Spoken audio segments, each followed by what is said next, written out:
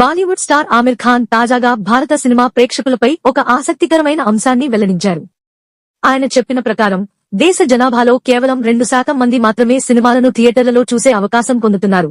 అంటే సుమారు 3 నుంచి 3.5 కోట్ల మంది మాత్రమే.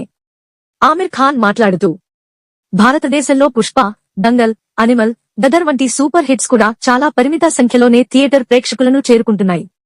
కారణం ఏమిటంటే దేశంలోని చాలా ప్రాంతాల్లో ఇప్పటికీ థియేటర్లు లేవు.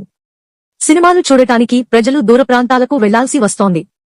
ఇది చాలా మందికి సాధ్యం కాని విషయం అవుతోంది అన్నారు. ప్రధాన కారణాలు చిన్న పట్టణాలు, గ్రామీణ ప్రాంతాల్లో థియేటర్ల లేని, దూర ప్రాంతాలకు ప్రయాణం అవసరం, టికెట్ ధరలు మరియు ప్రయాణ ఖర్చులు అధికం కావడం, ఓటీటీ ప్లాట్ఫామ్ల పెరుగుదలతో ప్రేక్షకుల అభిరుచిలో మార్పులు.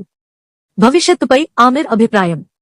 ఆమిర్ ఖాన్ అభిప్రాయపడుతూ, సినిమా ఇండస్ట్రీ నిజంగా భారీ స్థాయిలో పెరగాలంటే గ్రామీణ ప్రాంతాల్లో కూడా థియేటర్ల సంఖ్య పెరగాలి.